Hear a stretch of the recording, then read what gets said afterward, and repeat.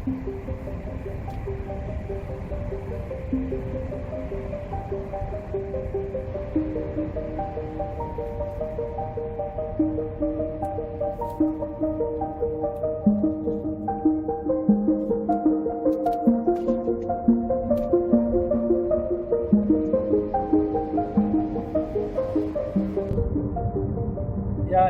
I remember when I was a kid, I used to, can't really remember. I remember when I was a kid.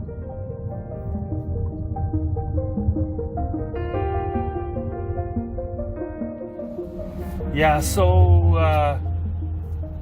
I've been doing YouTube now for maybe since like 2014, and it's been going okay.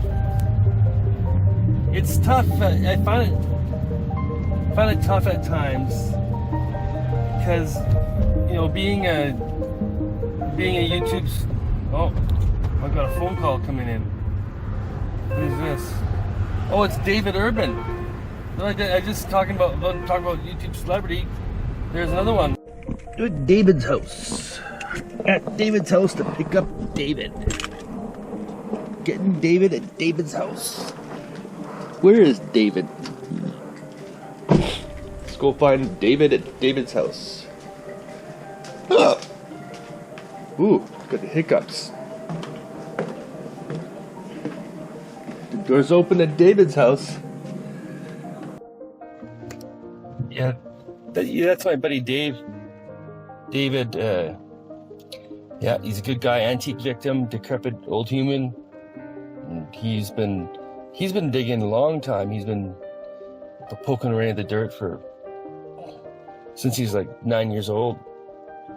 And yeah, he's hardcore. This guy, he's just like the giver, you know. And any chance he gets, he'll like try to take me away from my wife and kids, you know, and try to ruin my relationship with my wife just to go dig a bottle. So I gotta watch out for him a little bit. Hopefully we find some bottles. David, this is David's house. This is where David does his business. Yeah, at the palace. A little tin can. Yeah. So, my shovel in there too. Get down to this site. This is the site we've been waiting to get to. We've been waiting to get here. It's for a long time. Yeah. Could be good. Could be nothing. Could be dead out. Could be junk. Could be nothing. You never know, right? Yo.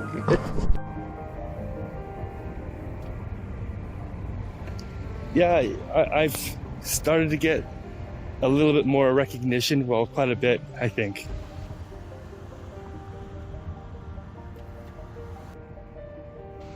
A lot of recognition. I'm a little modest. You know, I'd say, yeah, you know, I'm a YouTube celebrity.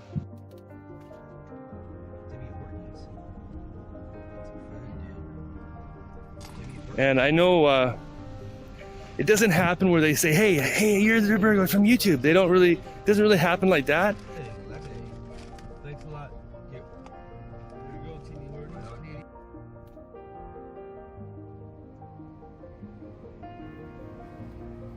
But I go out and about and I'm like on the seawall or something and see people look at me and they have this look in their eye like I'm pretty sure that they know who I am. But people are generally a little shy. They're, especially in Canada.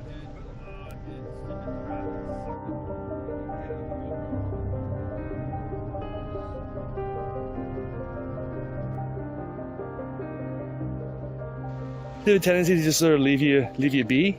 So, which I appreciate. I really appreciate that, because to have to go places and not have that privacy would be tough. Yeah, so. I'd like to get in there. Yeah. We'll see. Get in there. I'm sure we can. They're getting in there, then we'll get in there. Bodyguards going.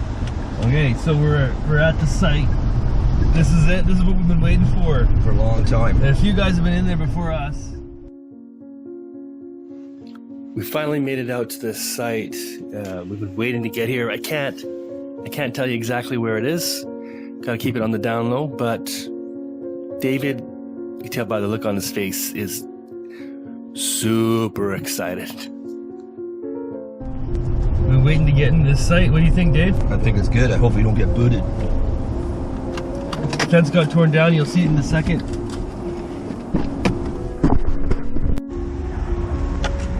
Your eyes up for coins. What a dork. It takes a certain class of individual to be able to be comfortable to go and dig in the dirt.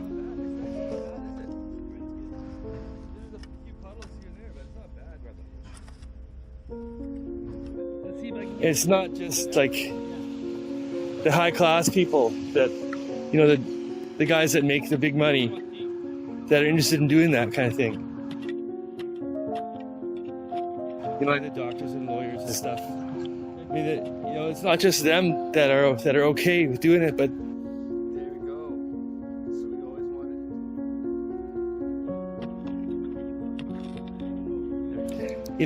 there's anybody really. Like we have guys that don't even have a job. Very early machine. Transition. Like one guy's practically homeless, and he's out there digging. You just started digging and it was there? Yeah, well, it's old dumping here from 1920s, teens. So it's not just, I tell people, you don't have to be like, a high income earner to be okay with going out there and digging in the dirt. Anybody, So, David's in there.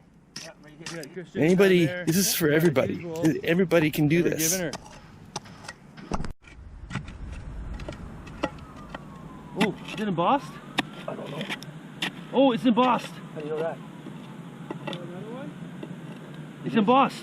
Huh? It is embossed. It's got a name on it and a symbol. Oh, you gotta be careful with that. Got the GoPro on? Yeah. Yeah, we got one. Could be It's a good one. Could be a Chinese. I'll do some slow-mo with my camera here. Could be good. That's why I need the gloves. You don't have any gloves, eh? Nope. Is there a store around here to buy some? I don't like digging without gloves. This is dangerous.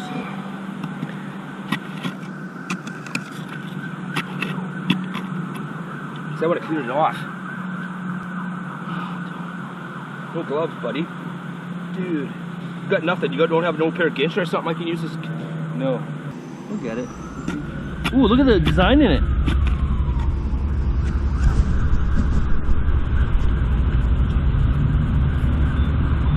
It's Chinese. See, show the camera. Oh yeah. Ooh. Chinese beer. You can have it. What's it off if you want? It's machine made, but take it. No, it's not. It's handmade. No, it's very early machine. Ooh, look at that. Yeah, it's nice. Here, rinse it off. There it is. I'm gonna rinse her off. Because I could be dug up from the front. No, you broke it, Dave. No, I'm kidding. There you go. Dave got a nice little, Chinese beer. yeah, Take it. It's yours. Chinese. Still nice though. The chips in the bottom. Who cares? I didn't bake it. Keep it. I don't want it. I've already got it. Yeah, well, maybe I'll take it for now. There you go. Wait here. Yeah. So going okay so far. We got a few guys coming. There's Lee. Yeah, this is my buddy Lee. Lee with Dave calls him Lee with big pipes Lee. And one of the first times Dave, just getting to know Lee, and Lee's little, he's got a lot of tattoos, and Dave's like, dude, you look like you came out of prison. And it was little, Lee doesn't like that, so he's like, a lot of tattoos they're cool, but then you get people have an impression about you when you have a lot of tattoos. They say, oh, that guy's, like Dave, he came into impression he looks like he's from prison. Lee's not, out of prison. He's just a regular dude and just likes tattoos. But we were coming through the border once, and the border guy searched my car. And he's like, it's because of the tattoos. But he's a good guy. He's, there he is, Lee. Lee, the big pipes. Right now.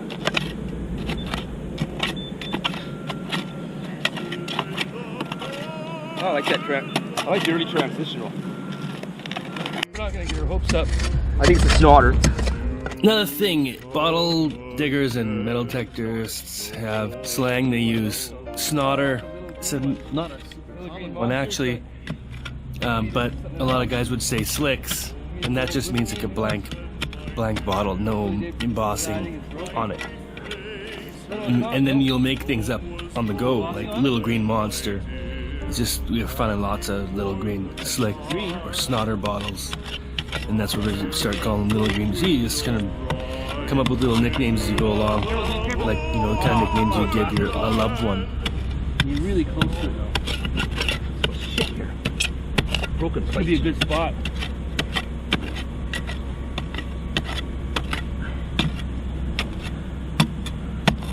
Well, I'm not breaking it. There's just stuff on top of it. So close to it. Go underneath it. Goddamn broken plate. You're getting there close. Come on, you fucker. I don't know. There you go. Oh, It's an old beer. Very early machine. Transitional. hey, There he is. let's see.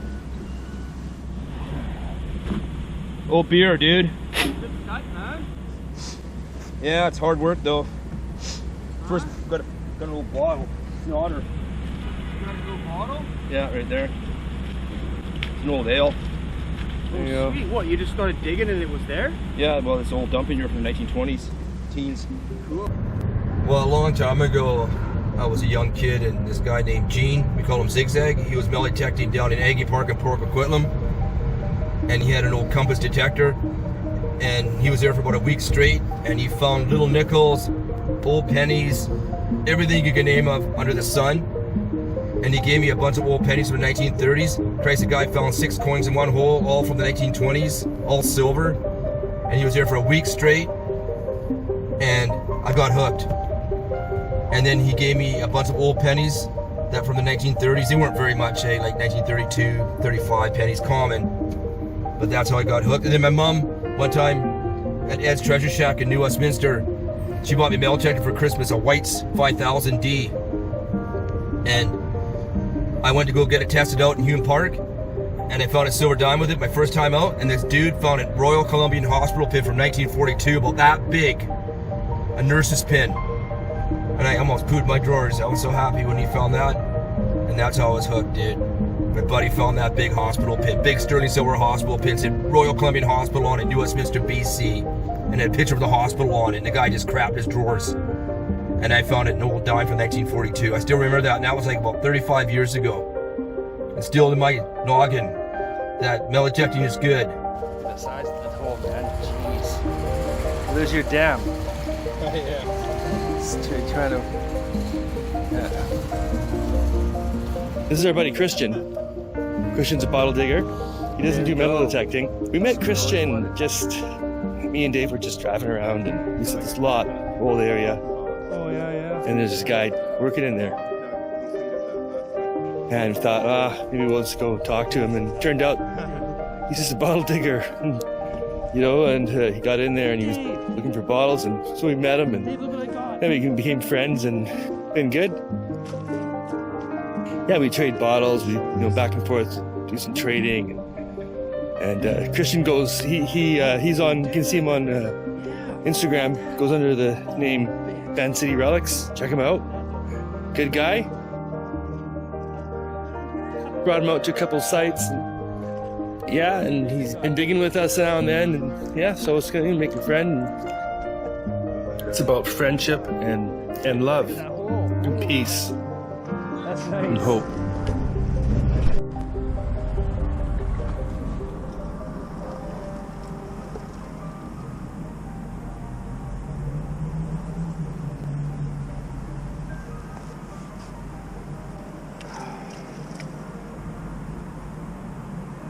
I don't think it's any good.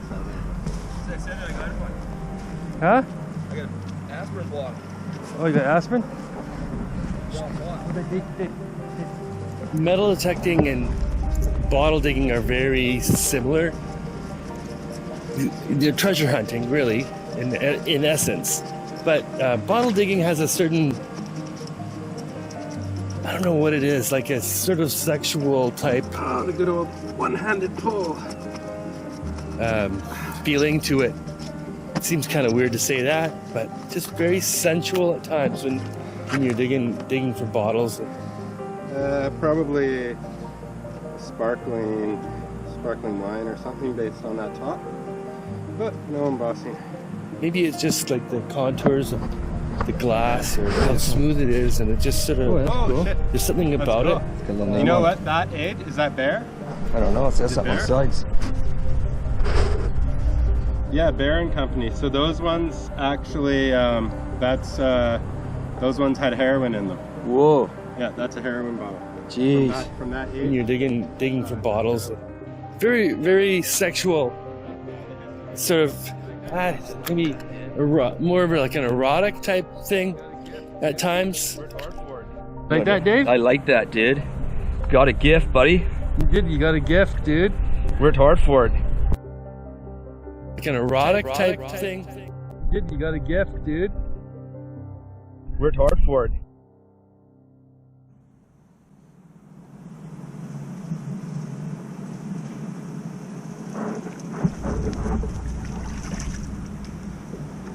Yeah, cool. Never dug a Leon Parents before.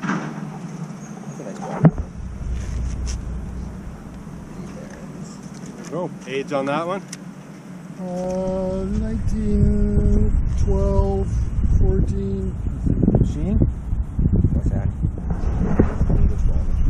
You see him stop there. Is it transition? Keep turning it. Yeah, 1915 it's probably. like handmade maybe or something. Close to. 1912, 1915. Didn't come with your digging gear. No, I had other stuff to do. There it is. No embossing, but that's nice. This particular day out at this site, we didn't find anything extremely valuable, but it's just fun getting out with the guys. You know, I go out with David and we dig around the ground for a bit. You know, it's just male bonding. One word of advice, one thing that really gets me in trouble is if I've got to take a dump or something and I go to the beach or I go start bottle digging, I'm in trouble, you know. And last thing you want to do is stick your crap in your hole you're digging in. It stinks, you know, and you get it all over yourself. You don't want to do that. Just make sure you empty out your bowels and bladder before you get out there. That's the next size up from the one I got. Nice. Good find. Great. Hit up a Timmy's or something, or you know, McDonald's, and just, you know, drop the deuce in there. But you don't want to be, you know, I mean, for dudes you can go and drop trout and leak somewhere, no problem. But you got to take that number 2. It's gonna be. You can see it, Dave. I mean, you could find. One time I had to use a piece of like a tree, I got a piece of bark off a tree, and it kind of worked a bit, but scratched my asshole up a little bit when I was wiping, and it didn't really. Turned out it was kind of tough, the blood and everything. So yeah, just something to keep in mind of. Got any of those? Me? Yeah, I've got a whole Ooh. Brent left one at the site there on Seymour, and I wanted to go grab Here it. it comes. Here it comes. Ooh. There it is. It's Oh, a yeah, square one. there It's you go. actually the newer one. It's but I don't have this one. So this is the transition one actually. The older one The square. was a complete square. And then the newer one from this, it wasn't aquamarine anymore. So this one, it still has an applied top to it actually. It's a nice color. Yeah. Yeah, still a nice bottle, and it's got the boar's head on the bottom. That's sick. Yeah. Oh yeah. No, I actually don't have that one. That's go. great. Nice find. There you go. Close up. They go for fucking expensive. They sell those things for $20, $30 on eBay. Yeah, no, they're nice bottles. When we go bottle digging or metal digging, there could be a number of things. You find, you know, lots of pull tabs and bottle caps, chewed up dimes and dead quarters, and lots of like garbage. And it's kind of cool because if you really think about it, like a pull tab, for example, there's only one pull tab like that was ever made. One like that one, you know, that was on that Coke can, and I found it. I found that one. What are the chances of me finding that pull tab of the specific can that was thrown away? Like, if you think about the odds of me finding that, it's incredible.